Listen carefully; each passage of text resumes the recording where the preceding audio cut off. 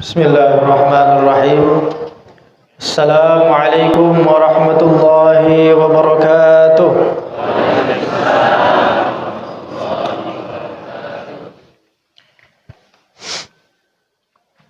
Alhamdulillahi rabbil alamin, alladzi ja'ala ad-da'wata ila al-huda wad-dalalata 'ala al-khairi wan-nasihata lil muslimina min afdalil qurbat wa arfa'id darajat wa ahammil muhimmati fid din wa dhalika sabilu anbiya'illah al-mursalin wa awliya'ihi as-salihin wal ulama' al-'amilin ar-rasikhin fil 'ilmi wal yaqin. Sallallahu wa sallam ala sayyidina maulana Muhammadin ar-rasulil amin والحبيب المكين خاتم النبيين وإمام المتقين وسيد السابقين واللاحقين وعلى آله وأصحابه المخلصين الصادقين وعلى التابعين لهم بإحسان إلى يوم الدين. سبحانك لا علم لنا إلا ما علمتنا إنك أنت العليم الحكيم.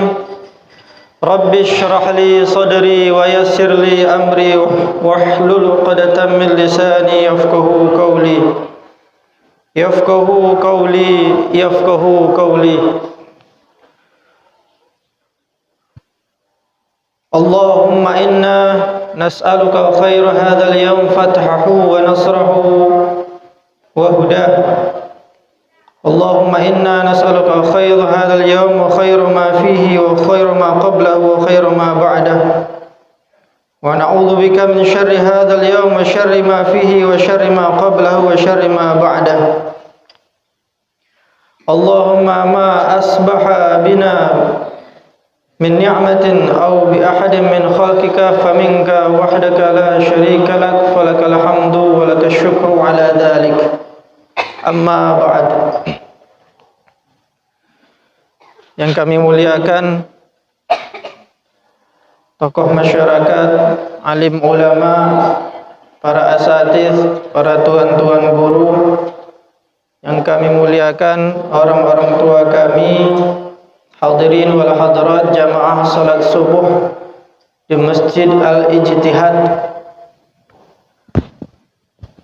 Mudah-mudahan dengan nama Masjid Al-Ijtihad kita semua mendapatkan al-ijtihad fil ibadah, bersungguh-sungguh dalam beribadah, sebagaimana nama masjidnya al-ijtihad, bersungguh-sungguh, supaya kita bisa berharap dari nama masjid ini kita para jamaahnya bisa bersungguh-sungguh beribadah kepada Allah Subhanahu wa taala. Sebelum kita memulai kajian subuh kita, mari sama-sama kita berniat i'tikaf dulu di masjid ini dengan lafaz sengaja aku berniat i'tikaf di masjid ini selama aku berada di dalamnya karena Allah Ta'ala. Nawaitul i'tikafa fi hadzal masjidi ma dumtu fihi lillahi ta'ala. Alhamdulillahirabbil alamin. Di subuh yang berkah ini Allah Subhanahu wa taala masih memberikan nikmat taufik kepada kita semua. Ringan hati kita, langkah kaki kita menuju masjid dengan niat beribadah kepada Allah Subhanahu wa taala. Dimulai dengan melakukan salat qabliyah subuh, seterusnya dilanjutkan dengan salat subuh berjamaah. Alhamdulillah, pada pagi hari ini kita telah memasuki hari kedua dari 10 hari pertama terbaik di dunia. Kata Rasulullah sallallahu alaihi wa ala alihi wasallam, "Ma min ayyamin al-'amalu fihi afdalu min ayyamil 'ashr." Yani 'ashr dzil hijj. Siyamu yawmin minha ya'dilu siyama sanatin wa qiyamu lailatin minha ya'dilu qiyama lailatul qadr. Fa'aksiru minat tasbih wa takbiri wa zikrillah. Tak ada hari yang mana kita melakukan amal-amal ibadah di dalamnya yang paling afdol daripada hari-hari 10 pertama bulan Dzulhijjah. Afdalu ayyamid dunya Ashru Dzulhijjah. Hari-hari dunia yang terbaik, yang paling baik, yang paling afdal adalah 10 hari pertama bulan Dzulhijjah. Alhamdulillah, Allah beri kita nikmat panjang umur, masih bisa kita merasakan hari-hari terbaik di dunia. Kita sudah memasuki tanggal 2 Dzulhijjah. Siyamu yaumin minha ya'dilu siyama sanatin. Puasa satu hari di hari pertama, 10 hari pertama bulan Dzulhijjah nilainya sama dengan puasa 1 tahun. Kecuali puasa di tanggal 9 nanti, puasa Arafah. Yukaffiru sanatain. Bisa menghapus dosa kita di tahun 1 tahun sebelum dan 1 tahun sesudahnya. 2 tahun bisa menghapuskan dosa kita. Itulah salah satu keutamaan puasa Arafah. Wa qiyamu lailatin minha ya'dilu qiyami lailatul qadar. Kita salat tahajud, kita baca Quran di malam-malam 10 hari pertama bulan Dzulhijjah, ya'dilu qiyama lailatul qadar. Nilainya sama kita salat tahajud 2 rakaat di malam Lailatul Qadar. Itulah mengapa 10 hari pertama bulan Dzulhijjah adalah 10 hari yang terbaik di dunia.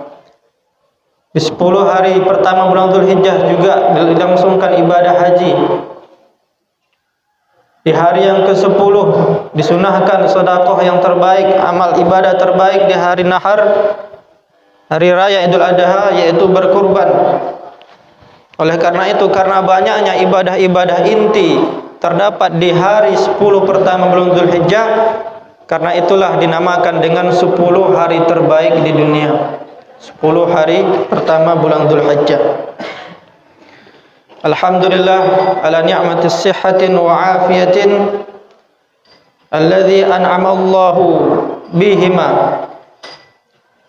Alhamdulillah atas nikmat itu, banyak dari kita yang tahu keutamaan salat subuh berjamaah di masjid, tetapi belum ringan hati dan langkah kakinya untuk pergi ke masjid. Apa yang membedakan kita dengan saudara-saudara kita yang belum bisa ringan hati dan langkah kakinya menuju masjid? Yaitu taufik min Allah Subhanahu wa taala. Melainkan perbedaannya adalah kurangnya taufik dari Allah Subhanahu wa taala. Kita yang berada dalam masjid ini tak lain dan tak bukan karena taufik dari Allah Subhanahu wa taala.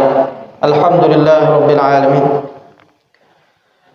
Hadirin wal hadirat yang dirahmati oleh Allah Subhanahu wa taala. Selanjutnya salawat dan salam kita selalu terkirimkan kepada baginda Nabi besar Muhammad sallallahu alaihi wa alihi wasallam. Perbanyaklah salawat di setiap harinya. Jadikan salawat sebagai amalan harian kita. Dibuat target per hari berapa salawat kita di setiap hari. Sampai nanti di hari Jumat. Di hari Jumat lah akan diperlihatkan kepada Nabi Muhammad SAW jumlah salawat kita. Aksiru minas salati alayya fi yaumil jum'ati, kata Rasulullah, perbanyaklah salawat kepadaku di hari Jumat. Fa inna salatakum tu'radu alayya fi kulli yaumi jum'atin. Sesungguhnya salawat kalian itu akan diperlihatkan kepadaku nanti di setiap hari Jumat. Maklumlah kita kalau jumlah salawat kita kepada Nabi Muhammad SAW tak sampai 100 dalam seminggu. Oleh karena itu, jadikan amalan harian kita salah satunya adalah salawat dan bersalam kepada Nabi Muhammad SAW. Allahumma salli ala Sayyidina Muhammad wa ala ali Sayyidina Muhammad. Terserah Bapak Ibu mana lafaz salawat yang Ibu pilih. Banyak lafaz salawat ini. Pilihlah satu, istiqamahkan. InsyaAllah kalau kita banyak salawat di dunia ini, makin dekat tempat kita di surga bersama Nabi Muhammad SAW. Fa inna aqrabakum manzilatan ladayya yaumal qiyamah aktsarukum alayya salatan. Umatku yang paling dekat tempatnya nanti di surga, kata Rasulullah, bersamaku adalah orang yang paling banyak salawatnya. Allahumma salli wa sallim ala Sayyidina Muhammad wa ala ali Sayyidina Muhammad. Sebelum juga kita mulai mengkaji kajian subuh, saling berbagi ilmu, kami pribadi ingin memperkenalkan diri terlebih dahulu. Nama saya Alif Hamdani bin Dahnil, anak pertama dari ayahanda Dahnil dan ibunda Yaltati, yang alhamdulillah ayah dan ibu berada di tengah-tengah kita pada kajian subuh kali ini.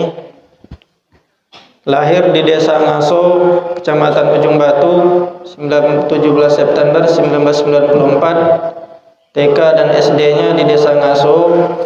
Setelah itu mondok di Pondok Pesantren Mustofawiyah, Desa Purba Baru, Kecamatan Lembah Sorek Marapi, Kabupaten Mandailing Natal, Provinsi Sumatera Utara dari tahun 2006 sampai 2013.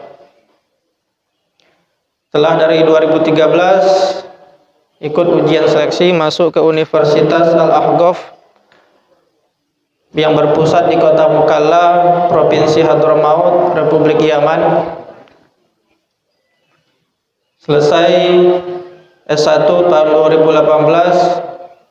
Alhamdulillah Allah beri rezeki untuk melanjutkan S2 pada tahun yang sama 2018. Selesai tahun ini sebelum Ramadan kemarin, akhirnya pulang juga ke kampung halaman setelah 8,5 tahun tak pulang. Pecahlah perang di Yaman, tak pulang juga. Mungkin abang anda kami, Bang Ardi lebih tahu masalah kondisi di ibu kota Yaman saat itu, karena beliau berdomisili di sana, di utara, sedangkan kami di selatan.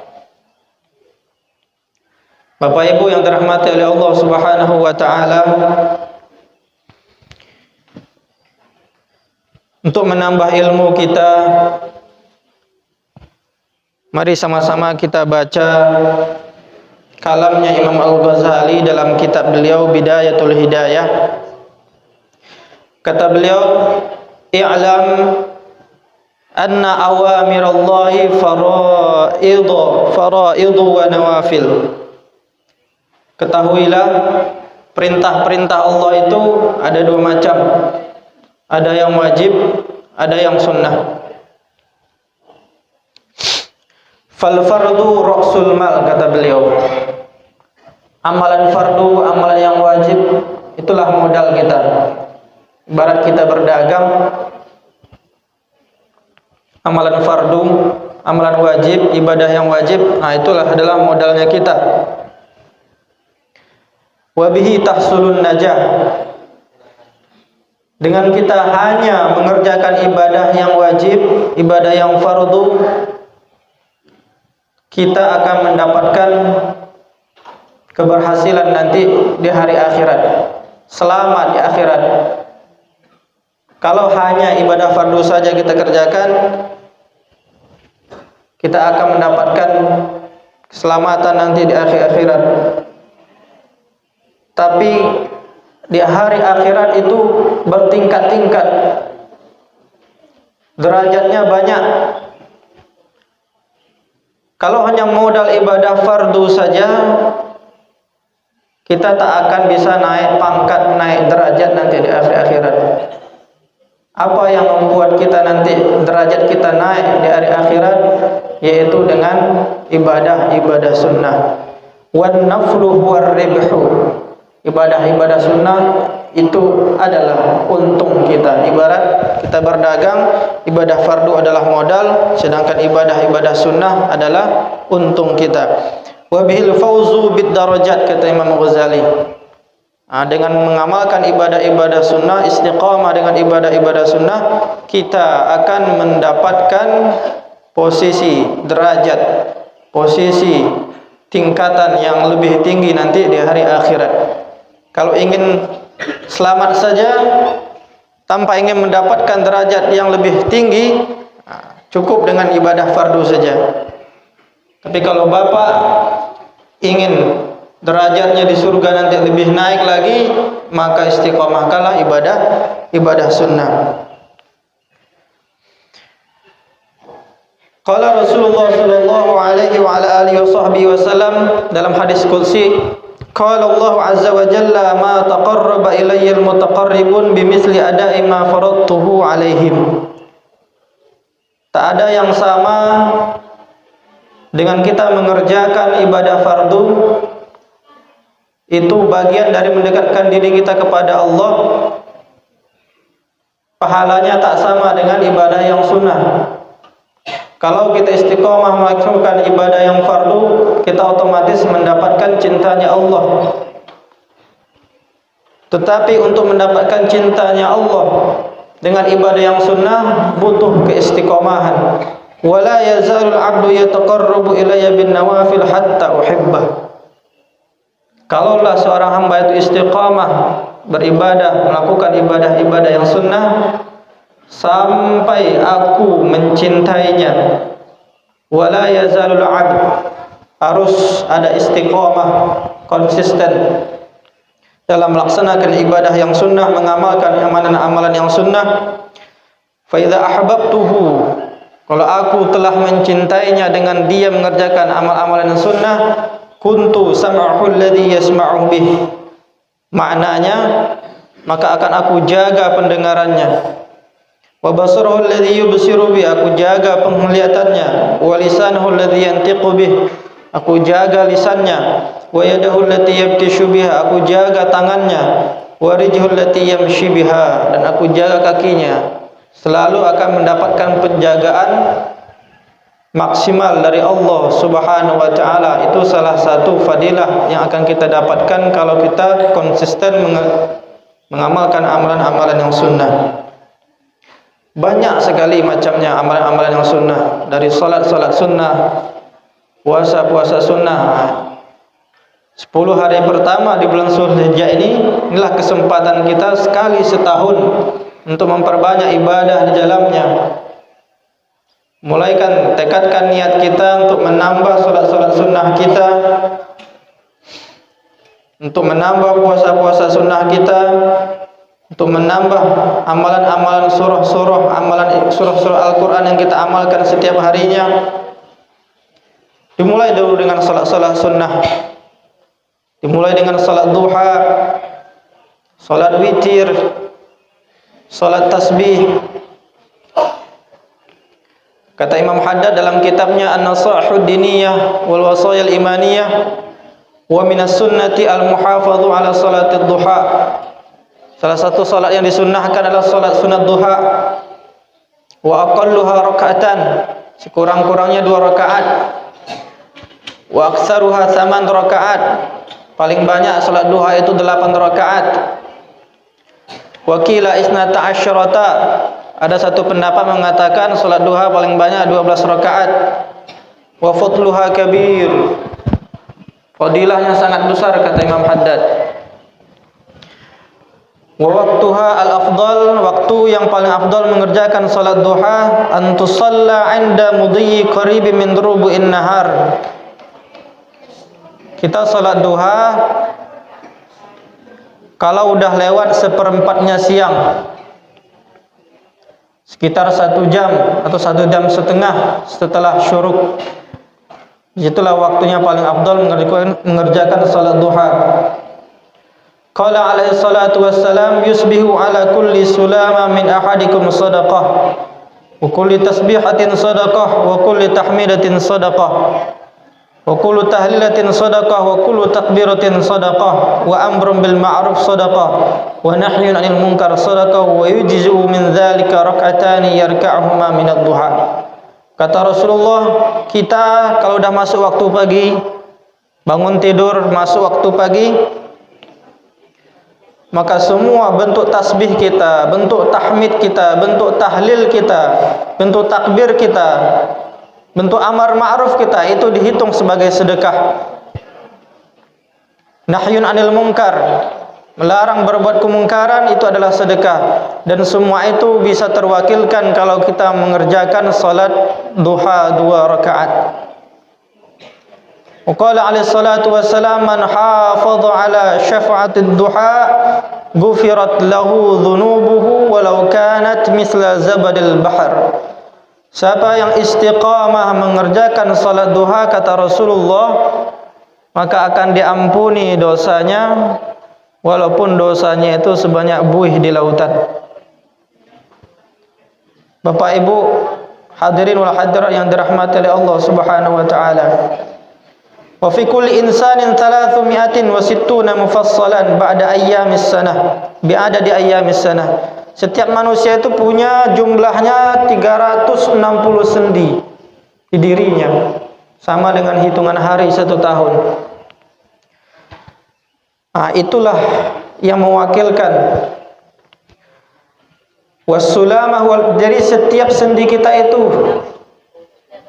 supaya terbebas dari api neraka ada sedekahnya. Salah satu yang mewakilkan sedekah sendi kita yang berjumlah 360 tadi adalah salat duha. Wa tusamma salat ad-duha salat al-awwabin. Nama lain salat duha ini salat al-awwabin namanya. Kalau ibu pernah mendengar nanti salat awwabin apa itu? Ya, salat duha itulah itu. Namanya sama dengan solat di antara maghrib dan isya, ada solat sunnah awabin namanya. Begitu juga solat duha dinamakan dengan solat sunnah awabin. Kita tambah gaji kita, kita tambah pengetahuan kita. Wa ma bainal isya'ain min awqatil ghaflah. Kata Imam Haddad, waktu antara waktu duha dan waktu antara maghrib dan isya adalah waktu yang sangat banyak dilalaikan oleh manusia. Karena itu isi dengan amalan-amalan yang sunnah, baik itu salat, membaca Al-Quran, majelis pengajian ilmu agama. Selanjutnya ada lagi namanya salat witir. Tambah salat ibu, salat witir. Qala Rasulullah sallallahu alaihi wa alihi wasallam, innallaha witrun yuhibbul witra fa'autiru ya ahlal Qur'an. Allah itu yang Maha Esa suka dengan yang bilangan ganjil. Maka lakukanlah salat witir. Salat witir itulah salat yang rakaatnya berjumlah ganjil. Dimulai dari 1 rakaat paling sedikit 3 rakaat, 5 rakaat, 7 rakaat, 9 rakaat, paling banyak 11 rakaat. Dinamakan witir ganjil karena jumlah rakaatnya adalah jumlah ganjil. Fa'autiru ya ahlal Quran. Kata Rasulullah, salat witirlah wahai umatku yang muslim-muslim. Kalau kita mazhab Syafi'i masih sunnah hukumnya witir. Kalau nanti kita mazhab Hanafi wajib. Wa kullu muslimin yu'addu min ahlil Quran. Siapa itu ahlul Quran? Kata Imam Haddad, setiap orang muslim dinamakan dengan ahlul Quran li'annahu mu'minun bih. Karena orang muslim, orang mukmin percaya dengan Al-Quran. Wa mutalabun bil amal bima fihi, dan juga dituntut untuk mengamalkan ajaran-ajaran Al-Quran. Wa qala alaihi salatu wassalam al-witru haqqun. Ini dalilnya mazhab Hanafi mengatakan salat witir itu wajib. Al-witru haqqun faman lam yutir falaysa minna. Salat witir itu hak, sebuah kebenaran, sebuah hak. Siapa yang tak salat witir bukanlah dari golongan kami, kata Rasulullah sallallahu alaihi wasallam. Inilah dia dalilnya mazhab Hanafi mengatakan salat witir itu wajib. Wa aktsaru salatil witri 11 rakaah. Paling banyak salat witir itu 11 rakaat. Wa aqalluha rakaatun wahidah, paling sedikit 1 rakaat. Wala yanbaghi al-iktisaru 'alaiha. Wala ba'sa bil iktisar 'ala thalathin. Maka kata Imam Haddad, tak apa-apa kalau dikerjakan 3 rakaat. Wa man autara bi thalathin, siapa yang salat witir 3 rakaat, kanal mustahabbu lahu, maka disunnahkan membaca di rakaat pertama surah Al-Fatihah, itu sabbihisma rabbikal a'la. Kalau 3 rakaat salat witir awak, bacaan surah pertama di rakaat pertama sabbihisma rabbikal a'la. Rakaat kedua qul ya ayyuhal kafirun. Rakaat ketiga adalah qul huwallahu ahad, qul a'udzu birabbil falaq, dan qul a'udzu birabbin nas. Kalau 3 witir kita. Mulai dari yang sedikit dulu. Istiqomahkan 3, kalau udah istiqomah nak nambah tambahlah. Wa man awtara bi aktsar min salasin, siapa yang salat witir lebih dari 3 rakaat, qara'a fi ma qabla salas alladhi yatayassara minal Qur'an. Sebelum sampai 3 rakaat terakhir terserah mau baca surah yang mana, ayat yang mana. Tapi kalau sudah sampai 3 rakaat yang terakhir, bacaannya sama seperti 3 rakaat tadi.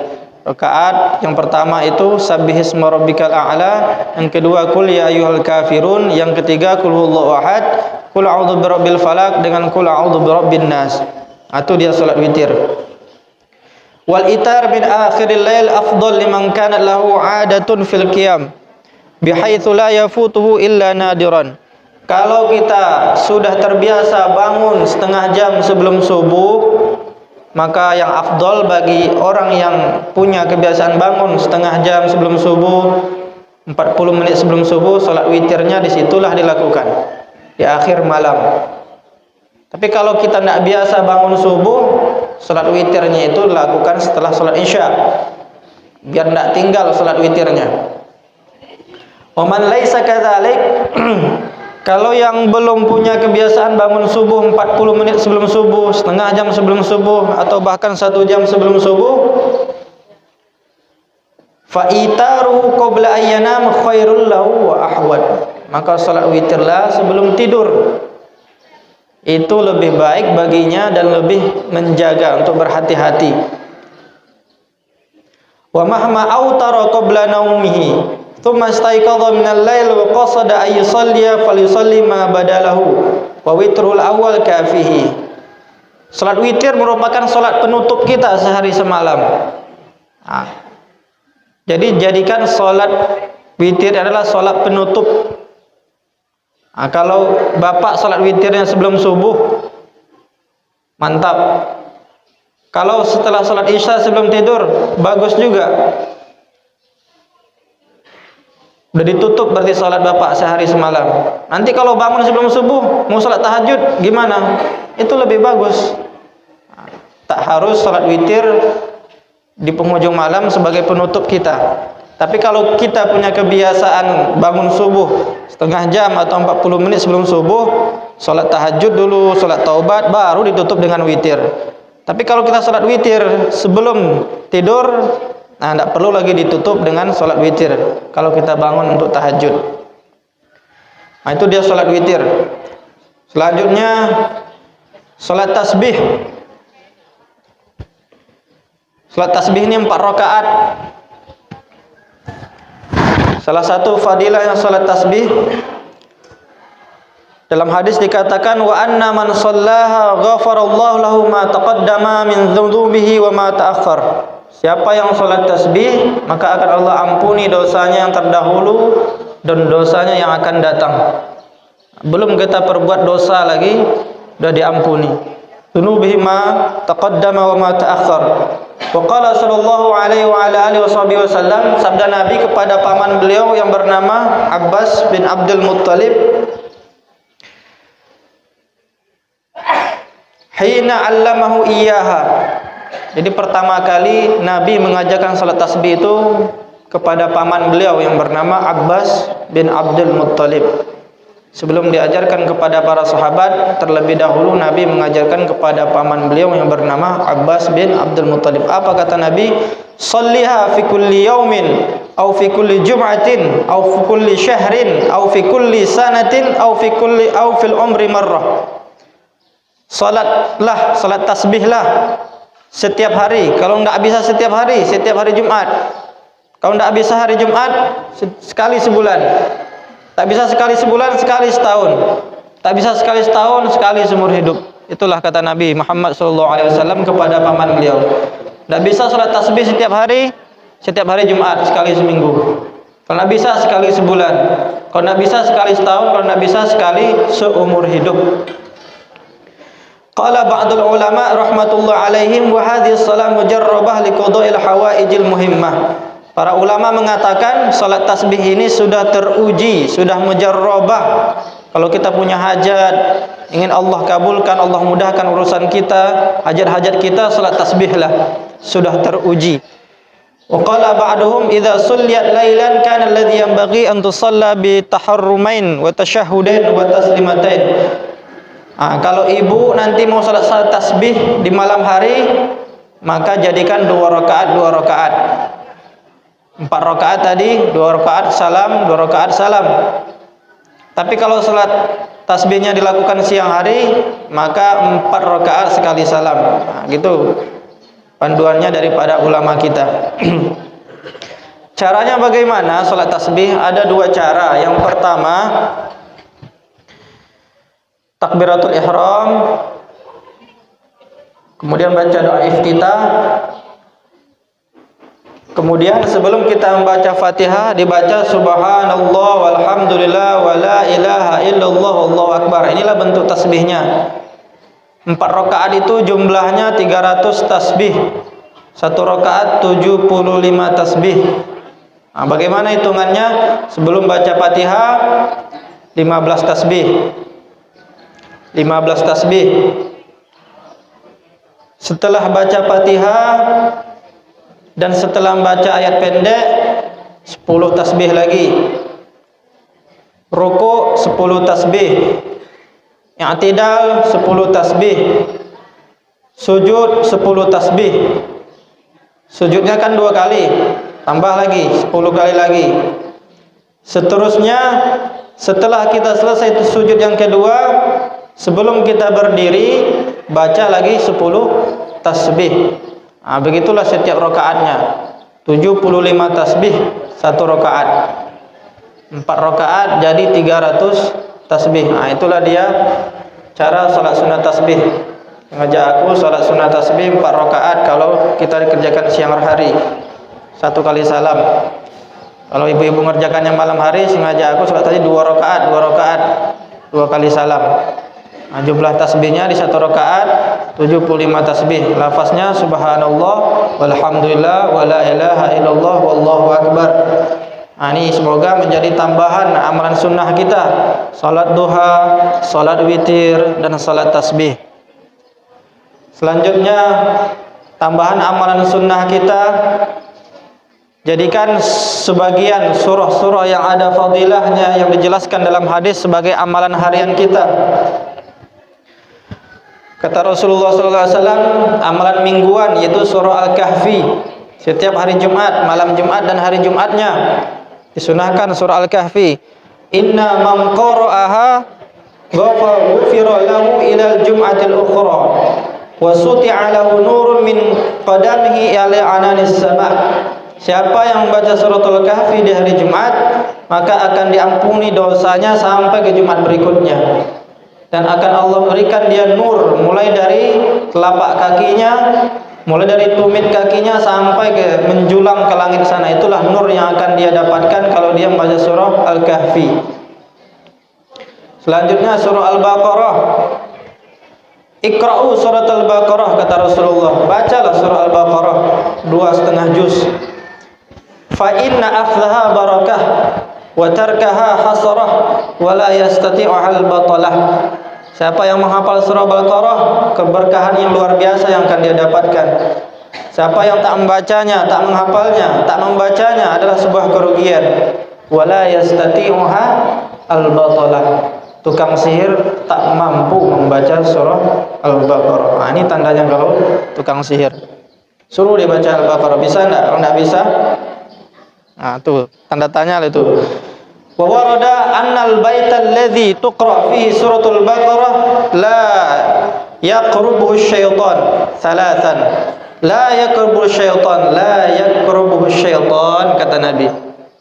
Kalau awak punya rumah baru, rumah kosong yang tidak ditempati, supaya tidak masuk jin, setan dan segala macam, tak diganggu, maka baca dulu surah Al-Baqarah di rumah itu dengan suara yang nyaring.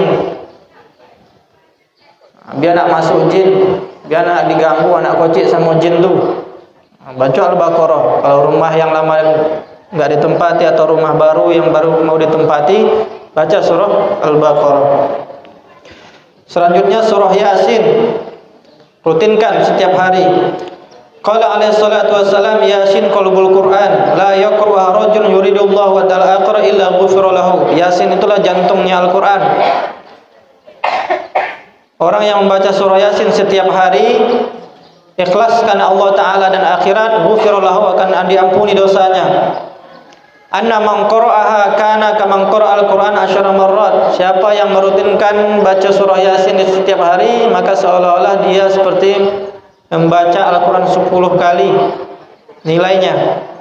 Jadi kalau orang tarim amalannya surah Yasin itu pagi hari habis subuh menjelang syuruk. Nah, situ amalan mereka adalah baca surah Yasin. Selanjutnya surah Tabarak Al-Muluk. Nah, rutinkan. Tambah amalan sunnah kita biar nambah nanti derajat kita di hari akhirat. Kalau salat fardu 5 waktu yang kita kerjakan, kita tidak naik pangkat nanti di akhirat.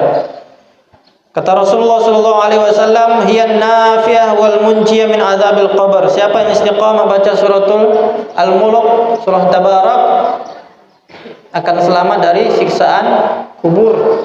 Kata Rasulullah sallallahu alaihi wasallam, wa annaha syafa'at fi rajulin faghfir lah. Bisa menjadi pensyafaat kita nanti di hari akhirat. Nah, itu dia surah Al-Muluk. Tabarakalladzi biyadihil mulku wa huwa ala kulli syai'in qadir.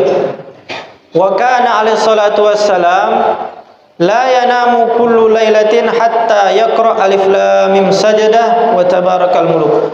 Rasulullah sallallahu alaihi wasallam sebelum tidur itu merutinkan baca surah Al-Muluk dan surah Alif Lam Mim As-Sajadah, surah As-Sajadah.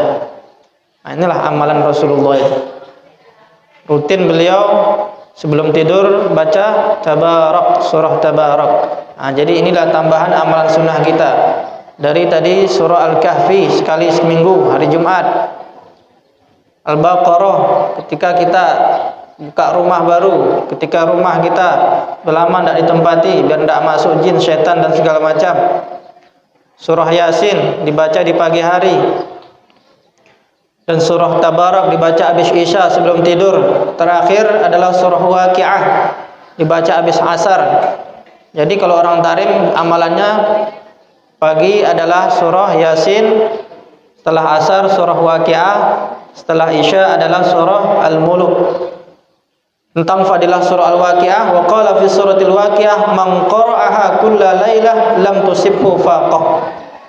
Nah, kalau di hadis dikatakan siapa yang membaca surah Al-Waqiah di setiap malam lam yusibhul faqah, maka dia akan jauh dari kefakiran. Salat duha menambah rezeki zahir kita. Surah Waqiah adalah menambah rezeki batin kita. Senang hati kita, keluarga tenang, pikiran tenang. Salah satu fadilah dari baca surah Waqiah. Tambah rezeki kita, laris jualan kita, kebun sawit kita melimpah. Itu salah satu fadilah salat duha. Salat duha itu mendatangkan rezeki yang zahir. Sedangkan surah Waqiah itu mendatangkan rezeki yang batin, ketenangan dalam jiwa, rezeki, kesehatan di dalam kita, ada rezeki. Nah, jadi itulah salah satu fadilah. Semoga amalan-amalan sunnah kita bertambah setelah kita mengkaji ini dan bermanfaat, bisa kita amalkan sampai akhir hayat kita. Cukup sekian dulu kajian subuh kita pada kesempatan kali ini. Kita tutup dengan kafaratul majlis. Subhanakallahumma wa bihamdika nasyhadu an la ilaha illa anta nastaghfiruka wa natubu ilaik. Wabillahi taufiq wal hidayah. Wassalamu alaikum warahmatullahi wabarakatuh.